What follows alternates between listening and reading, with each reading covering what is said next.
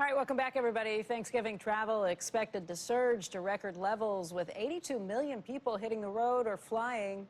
Joining us right now is Sarah Nelson, the Association of Flight Attendants International President. And Sarah, it's great to see you. Happy almost Thanksgiving. I know this is a really busy time of the year for the members you represent. Can you just talk us through where things are right now after that extended government shutdown, how things are faring in the airports and in the skies?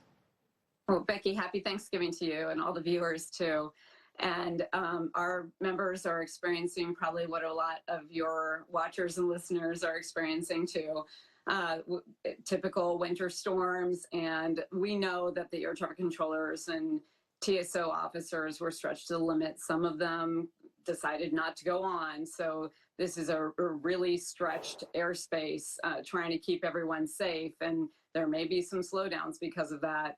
The crews on the front lines, the flight attendants, the people in the airports experienced the same thing. As operations were slowing down, there were delays and cancellations, and people get frustrated. And so it's been a very difficult time for the crews out on the line too. But I think that we're in the best position possible going into this Thanksgiving holiday. People really coming together in solidarity to try to make this work. Everyone wants to try to get people to their place on time. And it's more people than ever before. It's the entire size of the city of Chicago up in our airways over every single day over this holiday. Wow, that is a lot to consider.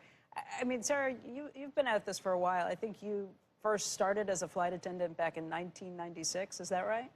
Yes, I'm a 30-year flight attendant, Becky. Way to go!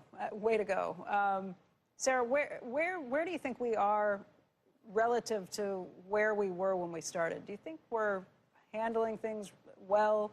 I mean, it's great that we're getting more and more travelers to their destinations and more people are able to fly every year. But what do you just think about the state of travel these days? Well, look, airlines will tell you that it's more accessible than it ever has been. And of course, we have more people on our planes than we have ever had. Not only are the planes full, but also airlines have reconfigured to try to get as many seats on those planes. So it's very jam-packed. People walk through an airplane and experience the inequality that they're experiencing in their lives. They walk through first class with the bigger seats and more service, and then they walk to the premium economy or a premium service and on back, all the way back to the back of the airplane, where typically you should feel lucky that you just have a seat to sit in and your bag is being taken away and not a lot of other amenities. So this is very different than when I started. Planes were not all full all the time. We had a lot of ability to move people around, to help people feel more comfortable, to find space for the lap child that people are bringing on board with the car seat, rather than checking the car seat and having one more body on the plane than there are for every seat. And so it's a difficult ride today for a lot of people, and it's very difficult for flight attendants who are down to minimum staffing in most cases. So there's fewer of us, a lot more people, and of course flight attendants expertly de-escalate conflict all the time, every single day, so that thousands of flights can take off and land safely. And it's only a few that make the evening news. Yeah, no, we appreciate it. It is a tough job. There is nothing easy about it. Tempers flare. You know, you talk about how seats are jam-packed and the planes are jam-packed, and I kind of think of that from the investor's perspective, because investing in airlines has been a very tricky and often not a profitable endeavor over the years. So they're looking at ways to try and make sure investors can get money back for betting on these stocks and investing in them. They're looking for ways to make sure that consumers aren't paying more and more. And that's one of the reasons that there's so much more accessibility, the idea that fares have stayed low. It's a lot to juggle, a lot to handle. One thing that occurs to me, though, is that every time there's a government shutdown, and you know this well, air travel gets held up as a bargaining chip from a political perspective.